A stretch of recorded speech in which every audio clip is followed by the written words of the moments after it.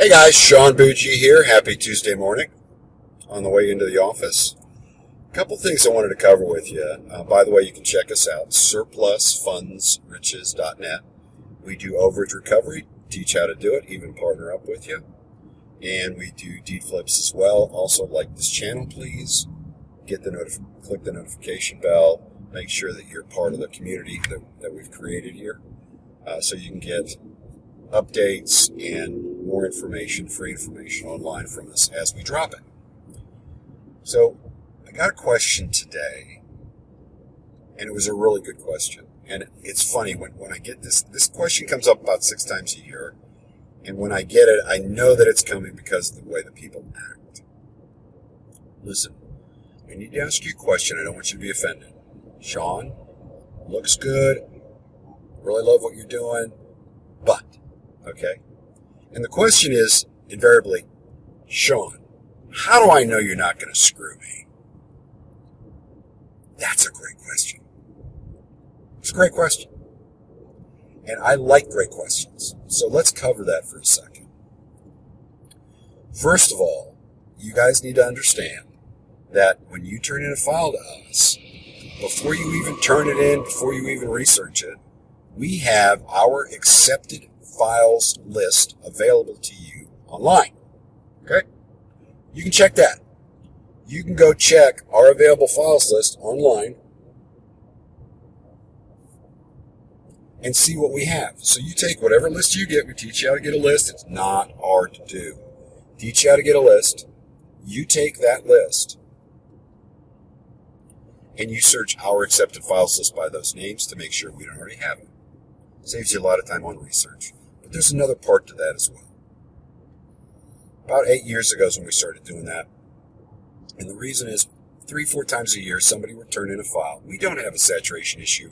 We don't have a lot of people bumping into each other. But it's part of that is we would have somebody turn in a file to us, okay? And we go, sorry, we already got that one. And I don't care who you are. You could be my brother. If you heard that, a lot of times you go, did he just screw me? Did he just take my file? And now he's going to work it and not pay me? Is that what just happened here? So that's why we gave access to our accepted files list. We don't want to even have the impression of impropriety. We don't want you guys to even think about how we could possibly be screwing somebody over. Okay? So that list is available to you. We also make you, when you first start submitting to us, you submit one file at a time. Once that file is submitted, if it shows up on our accepted files list, you know you got it. If it does not, you're going to get an email from Jeff saying, hey, you need to fix the following issues with your file and return it in, and then we'll take it. Okay? So it's a very streamlined process. We want you to turn in one at a time till you've turned in 3. After that, you can turn in 100. I don't care. But the reason we do that is there is a learning curve involved. You're going to make mistakes. And in the past, we've had people right out of the chute turn in 10 files. Every one of them had a little bit of issue where Jeff's like, sorry, you got to fix these items on these before we can accept it. So let's please do that and turn it back in. And people will get discouraged and stop and not turn in more files. So now it's turn in one at a time. So you've done 3. Now we know you've got the process down, and we're all set. We know that you can turn in 20, 100 at a time. We trust you at that point. Okay. You can also, once you have turned in 20 files that we've accepted, once a month, you can ask us, hey, give me an in-depth overview. In the following month, we'll give you an in-depth overview of all your files, where they are. We'll do that for you. Okay, you can make a request for that. We even have a system online set up for that. So Jeff underwrites the files as they come in. You get feedback on that if there was an issue. Otherwise, it drops on the file. Of course, in order to drop on the file list, we have the data entry, all the information. We also scan the complete file into our ACT, which is what we use, database. For that, we have support built in. Jeff gets back with you, plus he underwrites, he double checks the file before we accept it. So let me ask you guys something. Again, I love good questions. I don't have a problem with somebody's questioning anything with this. But let me ask you something. if I was just taking the files and not working them, or not paying you, one or the other, would I take the time to, and there's a second part to this question, but would I take the time to do data entry, put it on an accepted files list, a list where you can check it before you turn it in? Guys, why would I do that, right? Why? I would just take your file and go, great, thanks, that's a new file, thank you. Why would I have it underwritten? Why would I have Jeff and the crew actually underwrite and check that file before it goes on the list? Why would I just go, hey, thanks for the file, got it, you did a great job, and just throw it in there and not working? Okay? Why would I go to that trouble? Why would I have a system built in where we're trying to make sure that you've got it down cold? So part of the learning process is the actual submission if you're going to work as a researcher for us. Why would I do that? Why would I have live webinars where I have it wide open to any question? Why would I have any of that? Further, the company that I use, this is not our educational company, which is the SurplusFundsRiches.com or .net.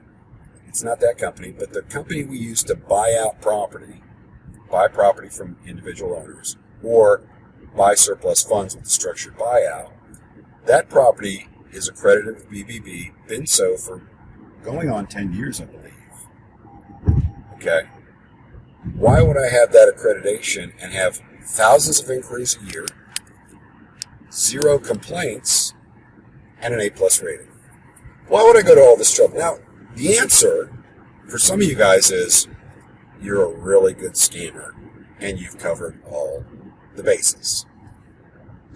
Guys, that would make sense if I was charging what these other guys charge. If I was charging $1,500 for a program, for a single program, or $2,000, that argument might hold some water. I'm not.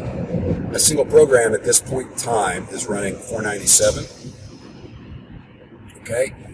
That's enough to cover the costs of running this stuff, okay, on an ongoing basis, which means, because I have a 200,000 plus payroll every year.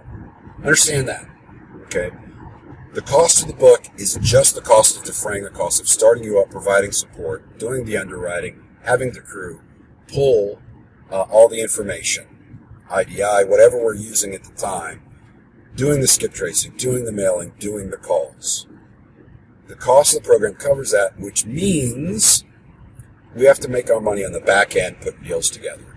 I have live testimonials, not live, video testimonials from folks that have turned stuff in and gotten paid, or done it on their own and gotten paid. We double check before we even allow that video to go online that they actually got paid. We want copies of checks, copies of the motion, whatever it took, anything that could prove to me that they actually did it. Because we don't even want the impression of impropriety. Okay? I put copies of checks to researchers on I'll put all that stuff on Facebook and YouTube, do case studies, especially with the deed flipping. Good Lord, you can actually go online and check to see that I bought the property or not. I teach you how to do it, and I do it online in front of you. So that's a lot of work for somebody that's trying to scam somebody. And I'm not. I'm not going to scam you. I am not going to put a multi-million-dollar business at risk over not paying you or pretending like I'm working here. No, I'm not doing that. I'm not the brightest bulb in the hall, but I'm not stupid. I am not going to put my business at risk by screwing somebody. I'm just not going to do it. Finally, you can check behind us. This stuff is done at the court, guys. You can check and see if we actually recovered it, didn't pay you, and you can come after me. You can come after me. You'll be able to see it, or at least follow up, figure out who the attorney was, who the person was that got the money, do a back check on that, and you could bust me straight out of the chute. I am not going to do that at risk. Secondly, it's not worth the time. I would much rather do this the right way and provide an opportunity for you guys to not only do it on your own, but to partner with us. I would rather do that than try to screw somebody. I appreciate you taking the time to look at this video, and I hope you have a great day.